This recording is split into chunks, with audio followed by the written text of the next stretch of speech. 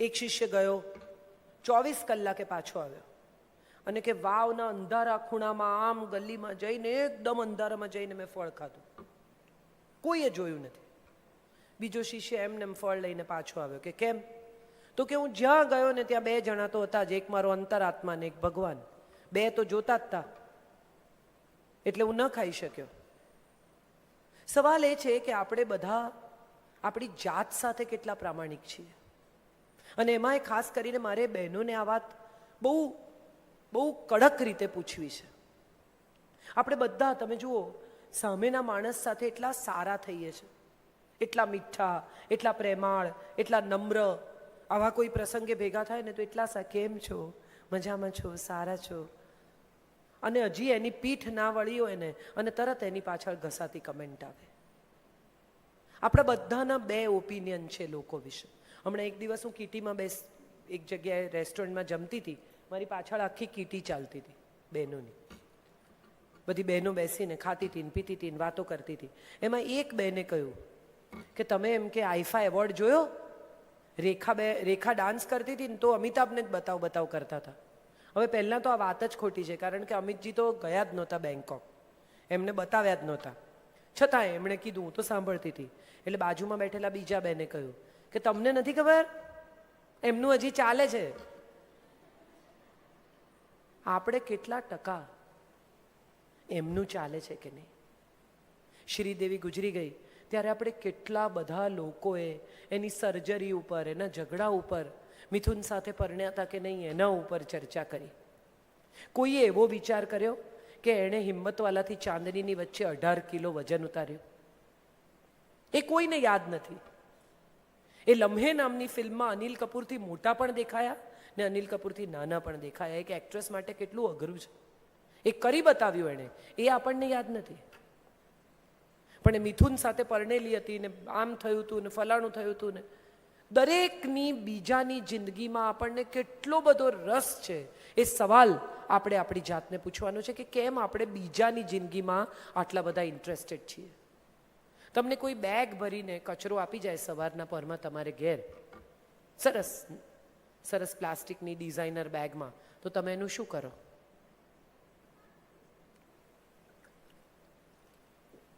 શું કરો? મને જવાબ આપો, ઊંઘી ના જાઓ. તમે સારું જમ્યા છો એ મને ખબર છે. ફેંકી દો કે નાની નાની ઝીપલોકમાં ભરીને આજુબાજુમાં આપી આવો કે કોઈ અમારે ઘેર કચરો આપી ગયું છે તમે રાખો? છે કોઈ એવું? સાચું કહેજો. નથી ને? તો આટલા વોટ્સએપ કેમ ફોરવર્ડ કરો છો? કેટલા વોટ્સએપ? તમે વિચાર કરો તો તમને સમજાય. સમજ્યા છો, નથી સમજ્યા, વાંચ્યા છે, નથી વાંચ્યા, દે ધનાધન ફોરવર્ડ. અને તમે કોઈકને જોયા હશે તો તમને સમજાશે, એરપોર્ટ પર તમે કોઈને ફોન સાફ કરતા જોયા છે? નવરા બેઠા હોય ને ત્યારે લોકો ફોન સાફ કરે, પણ વોટ્સએપ ડિલીટ કરતા પહેલા કોકને મોકલે. જીવવો જોઈએ, આગળ જવો જોઈએ. અહીંયા ખલાસ નહીં કરવાનો, એને ક્યાંક આગળ પહોંચાડવાનો, પછી ડિલીટ કરવાનો. લોકો એટલા માટે હવે ફરવા નથી જતા કે એમને કોઈ પ્રદેશ જોવો છે કે એમને પોતાના મિત્રો સાથે કે પરિવાર સાથે સમય વિતાવવો છે. હવે લોકો એટલા માટે ફરવા જાય છે કારણ કે ફેસબુક પર ફોટા અપલોડ કરવા છે અને એમાં જોવાનું કે કોણે કોણે વાડકી વ્યવહાર કર્યો છે. જેણે લાઈક આપી હોય ને એને જ આપણે લાઈક આપવાની.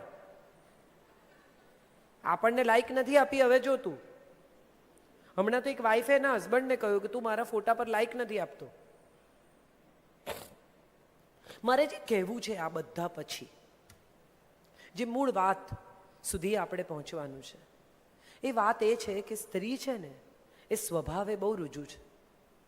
પુરુષ માટે એવા કોઈ શ્લોક નથી, શયનેષુ રંભા, કાર્યેષુ મંત્રી, ભોજ્યેષુ માતા. સ્ત્રી પાસે આ બધા રોલ કરવાની ક્ષમતા છે, તાકાત છે. 1000 હાથવાળીના દર્શન આ દેશમાં દરેક ઘરમાં રોજ સવારે થાય છે. એક હાથ છોકરાઓના યુનિફોર્મને ઇસ્ત્રી કરતો હોય, એક હાથ રોટલી વણતો હોય, એક હાથ પતિનું ટિફિન પેક કરતો હોય, એક હાથ વળી પતિ કે મોજા ક્યાં છે એટલે અંદર જઈને શોધી આપતો હોય, એક હાથ વળી કોકનો ફોન ઉપાડતો હોય, એક હાથ વળી સસરાની ચા કરતો હોય. અને આ બધી 1000 હાથ સાથે દિવસ દરમિયાન સવારના ભાગમાં દોડતી ભાગતી કરી શકતી સ્ત્રી કમાતી નથી, એનો એને જ્યારે અફસોસ થાય ને ત્યારે મને બહુ નવાઈ લાગે કે પૈસા કમાવા એ એકમાત્ર ધ્યેય નથી હોતું જીવનનું. ગમે તેટલા પૈસા હોય, મારે તમને 3 સવાલ પૂછવા છે. તમારા ઘરમાં ઉત્તમ બેડરૂમ હોય, એ ઉત્તમ બેડરૂમમાં ઇન્ટેલિજન્ટ એસી હોય, તમે બહારથી ઓન ઓફ કરી શકો એવું, મેમરી ફોર્મના ગાદલા હોય મોંઘામાં મોંઘા, અને છતાંય તમે પથારીમાં પડો ત્યારે તિજોરીમાં રહેલા કરોડો રૂપિયાથી તમે 2 કલાકની ઊંઘ ખરીદી શકો છો? હા કે ના? અમિતાભ બચ્ચન પાસે ઓછા પૈસા છે, એને ઇન્સોમ્નિયા છે, એ આખી રાત સૂઈ નથી શકતા. એમના ટ્વિટર, એમના બ્લોગ તમે જોશો તો સવારે 3 વાગ્યાના, 4 વાગ્યાના, રાતે 2:30 વાગ્યાના આવા બ્લોગ હોય છે. તમને ખબર પડે કે એને ઊંઘ નથી આવતી. તમે ગમે તેટલા પૈસા ખર્ચીને 4 શેફ રાખો અને ઉત્તમ ક્રોકરી રાખો અને ડાઇનિંગ ટેબલના પાયા સોનાના રાખો, તોય તમારા તિજોરીમાં પડેલા પૈસા ભૂખ ખરીદી શકે છે? હા કે ના? અને સૌથી મહત્વની અને છેલ્લી વાત, અહીંયા રિઝોર્ટમાં કોઈ એક બેન બેઠી હોય અને રડતી હોય તો બધા જઈને પૂછે કે બેન કંઈ વાગ્યું, કંઈ પૈસા ખોવાયા, કંઈ બીજું થયું, કંઈ ત્રીજું થયું, શું થયું, કેમ રડો છો? પણ એકલી બેસીને હસતી હોય તો?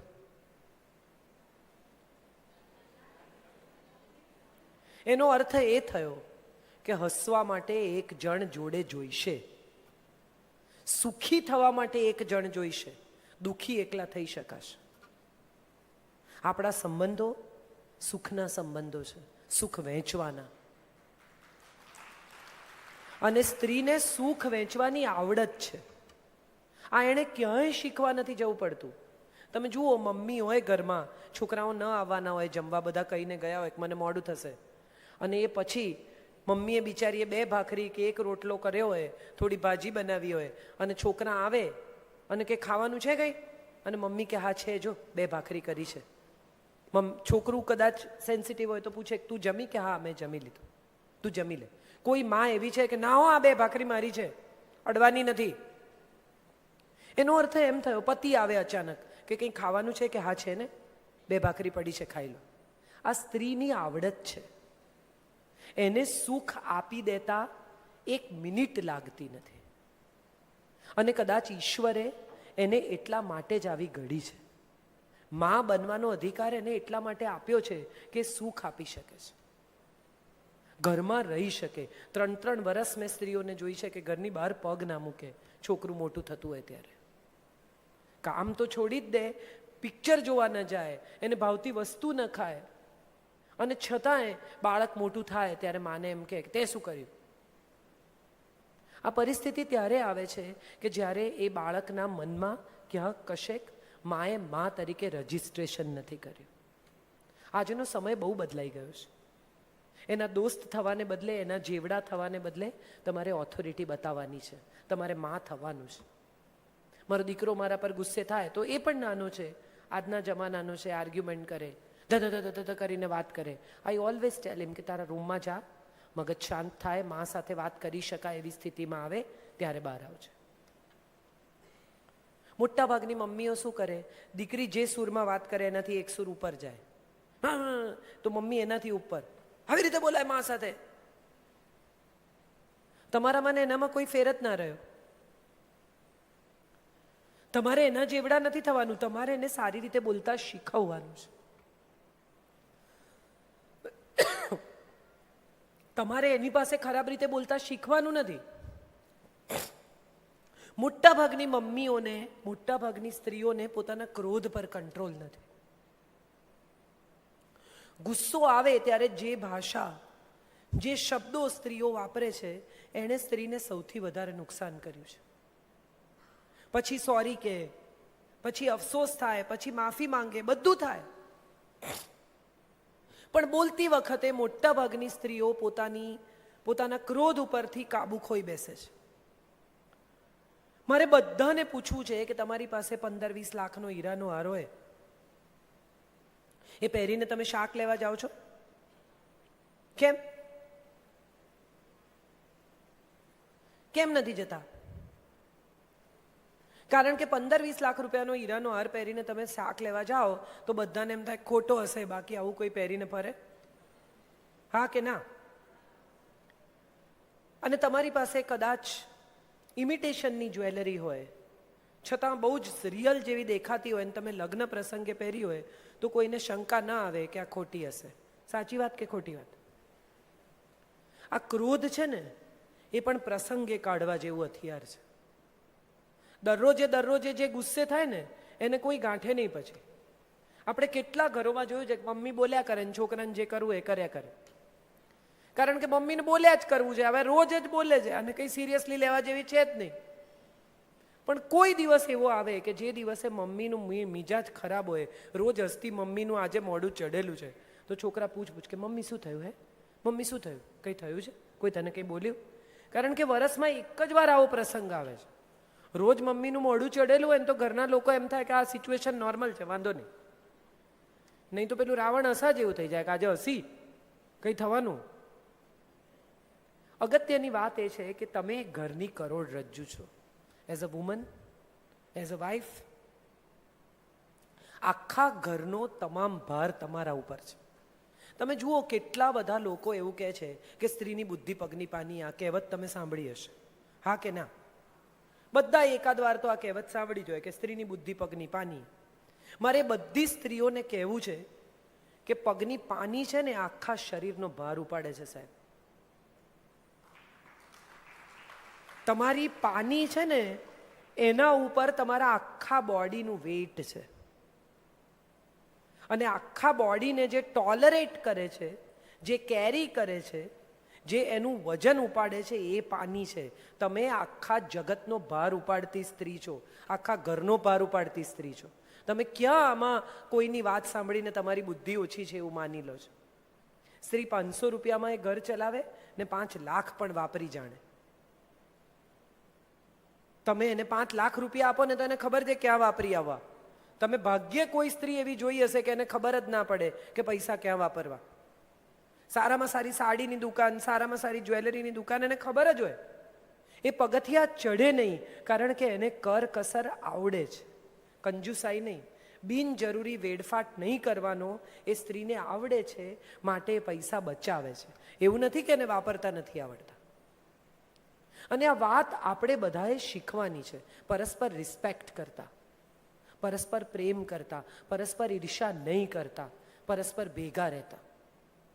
આ જગતની સ્ત્રીઓ એકઠી થઈ જાય ને સાહેબ તો જગતના કોઈ પણ પુરુષને ભારે પડી શકે. પણ પ્રોબ્લેમ એ છે કે સ્ત્રીઓ અંદરો અંદર જ એટલી બધી ઈર્ષા કરે, ભલા મેરી સાડી ઉસી સાડી સે સફેદ ક્યું. આ પણ ઈર્ષા કરતી એડવર્ટાઇઝમેન્ટ છે. તમે વિચાર કરો, આ એડ પણ ઈર્ષા કરતી એડવર્ટાઇઝ છે કે ભલા ઉસકી સાડી મેરી સાડી સે સફેદ કેસે, એટલે મારે પણ એ લાવે છે, પાવડર લાવવો જોઈએ. એ ગોરી છે, હું નથી. મારું જો ઇતના નિખાર ઇતને દિનો મેં, એટલે પેલીને ઈર્ષા થાય એટલે લઈ આવે. સદીઓથી સ્ત્રીના મનમાં એવું નાખવામાં આવ્યું છે કે સ્ત્રી સ્ત્રીની દુશ્મન છે નહીં. એકતા કપૂરની સિરિયલ સિવાય ક્યાંય સ્ત્રી સ્ત્રીની દુશ્મન નથી. આ વાત આપણે બધાએ ગાંઠે બાંધવાની છે. આજે અહીંથી જાઓ ને ત્યારે એક વાત મનમાં નક્કી કરીને જજો કે સ્ત્રીની જેટલી મિત્ર સ્ત્રી છે ને એટલી બીજી કોઈ નથી. એક અજાણી સ્ત્રી પણ એક સ્ત્રી માટે આવીને ઊભી રહેશે. અમદાવાદમાં રાયટ્સ થાય ને હિન્દુ મુસ્લિમના, ત્યારે મેં ઘણીવાર જોયું છે કે બહાર પુરુષો લડતા હોય અને પાછલે બારણે સ્ત્રીઓ દૂધ, શાકભાજી, ખાંડ એક્સચેન્જ કરતી હોય, હિન્દુ મુસ્લિમ સ્ત્રીઓ. કારણ કે સ્ત્રીઓ એકબીજાની સાથે રહેવા સર્જાયેલી છે. એક પુરુષને અનેક પત્ની હોય તો એ હળીમળીને રહી શકે, પણ એક સ્ત્રીને એકથી વધારે પતિ હોય તો રહ્યા એવું સાંભળ્યું છે દ્રૌપદી સિવાય? 2 પતિની કોઈ પત્ની જોઈ છે? તો ઈર્ષા કોનામાં વધારે છે? વિચારો, લોજિક છે. પારકા બાળકને સ્ત્રી પોતાનું કરીને ઉછેરે. આગલા ઘરનું સંતાન હોય, મોટા ભાગના છોકરાઓને કદી એવું લાગ્યું ના હોય કે આ મારી માં નથી. થોડીક મુઠ્ઠીભર સ્ત્રીઓ છે જે ક્રૂર છે, જે ખરાબ છે, એની આપણે ચર્ચા નથી કરતા, આપણે ઇન જનરલ વાત કરીએ છીએ. સ્ત્રી બીજાનું સંતાન સ્વીકારી શકે, બીજાની મમ્મી સ્વીકારી શકે. પોતાની માં મૂકીને ગઈ હોય અને સાસરે જાય તો એ માને જ સ્વીકારે છે. સાસુ ગમતી હોય ના ગમતી હોય, ઝઘડો થતો હોય, છતાંય જો માંદી પડે તો તરત કે લીંબુનું શરબત કરી આપું, આમ કરી આપું. તમે કોઈ વહુ એવી જોઈ છે કે સાસુને તાવ હોય ને તો એ ડ્રોઈંગ રૂમમાં બેસીને ટીવી જોયા કરે? ગમે તેટલો એને ગુસ્સો હોય તો પણ એકવાર તો જઈને કહે જ કે કંઈ કરવું છે મમ્મી, કંઈ ખાવું છે મમ્મી, કંઈ આમ કરી આપું મમ્મી. એનો અર્થ એમ થયો કે સ્ત્રીને સ્વભાવગત દયા, કરુણા, ક્ષમા, પ્રેમ એનામાં છે જ. આપણે આ ગુણોને કેમ વધુ તેજસ્વી નથી બનાવતા એ સવાલ આપણે આપણી જાતને પૂછવાનો છે. મોડર્ન હોવું, આધુનિક હોવું, બુદ્ધિશાળી હોવું, કમાવું, આ બધા નવા જમાનાએ સ્ત્રીમાં ઉમેરેલા રંગો છે. પણ આ ઉમેરાયેલા રંગો સાથે જૂના રંગો જતા ન રહેવા જોઈએ. એને કંઈ તમારે ઘસીને કાઢીને નવા નથી લગાડવાના. આ તો એડિશનલ કલર્સ છે. આ એડિશનલ કલર્સ તમને વધુ સુંદર બનાવશે, વધુ પ્રેમાળ બનાવશે, વધુ લીસા બનાવશે, વધુ સરસ બનાવશે. આપણે બધા જ, હું પણ સ્ત્રી છું અને મને સ્ત્રી હોવાનું ગૌરવ છે. મને કોઈ દિવસ એવું નથી લાગ્યું કે બળ્યો સ્ત્રીનો અવતાર, બળ્યું સ્ત્રીનું આમ. તમે વિચાર કરો કે પિતા જુએ ને એનાથી 9 મહિના પહેલા માની બાળક સાથે ઓળખાણ થાય છે. પિતા તો બહાર આવે ત્યારે જુએ, મા પાસે તો અનુભૂતિ છે. કેટલી જૂની ઓળખાણ, 9 મહિના પહેલેથી મા ઓળખે કે આ મારું બાળક છે. બાળક માનો અવાજ સાંભળે, માના ધબકારા અનુભવે. તમે વિચારો કે બાળક જ્યારે માની છાતી પર સૂતું હોય ને ત્યારે એકદમ નિરાંતે સૂઈ જાય. કેમ? કોઈ દિવસ આ તમે અનુભવ્યું છે? કેટલી બધી મમ્મીઓ આમ છાતી પર સુવડાવે અને બચ્ચું સૂઈ જાય. ગમે એટલું રડતું હોય તમે ઊંધું છાતી પર નાખો એટલે એકદમ શાંત થઈને સૂઈ જાય. કેમ? આ ધબકારાનું એ રિધમ છે જે એણે પેટમાં હતું ને ત્યારે સાંભળ્યું છે. એને ફેમિલિયર લાગે છે આ ધબકારા, કે આ મેં પહેલાં સાંભળેલું મ્યુઝિક છે, આ મારું કનેક્ટ છે. એની સાથે એનું સીધું અનુસંધાન છે, એનું સીધું જોડાણ છે, એનું સીધું કનેક્ટ છે. માટે એને લાગે છે કે બરોબર છે, બધું સિચ્યુએશન અંડર કંટ્રોલ છે, કંઈ પ્રોબ્લેમ નથી. That's what science talks about, that's what science tells you about. શરીર થોડું કોમ્પ્લિકેટેડ છે સ્ત્રીનું, ઈશ્વરે રચના એવી કરી છે, પણ એનો અર્થ એવો નથી કે સ્ત્રી પોતે કોમ્પ્લિકેટેડ છે. કેટલા લોકો એવું કહે છે કે જલેબી જેવી છે ને આમ છે ને સ્ત્રી સમજાય નહીં ને એને આમ કરાય. પણ એની સામે મારે એક સવાલ એવો પૂછવો છે કે સ્ત્રી જેટલું સરળ વ્યક્તિત્વ કોઈ નથી. તમે એવું જોયું કોઈ પુરુષની ચેન ઉતરાવી ગયું હોય? આ જે ચોરી કરવા લોકો આવે છે, લોકો મૂર્ખ બનાવીને લઈ જાય છે, એ પુરુષની ચેન ક્યારે ઉતરાવી જાય છે કે તમારી ચેન ઉતારી આપો, એકની 2 કરી આપીશ? સ્ત્રીની બંગડી ઉતરાવી જાય, સ્ત્રીની ચેન ઉતરાવી જાય, કારણ કે સ્ત્રી ઝડપથી વિશ્વાસ કરે છે. અને આ કડવા સત્ય સાથે જો તમે ફ્રેન્ડલી થઈ જશો તો તમારા જિંદગીમાં સુખ સિવાય કંઈ છે જ નહીં, સન્માન સિવાય કંઈ છે જ નહીં.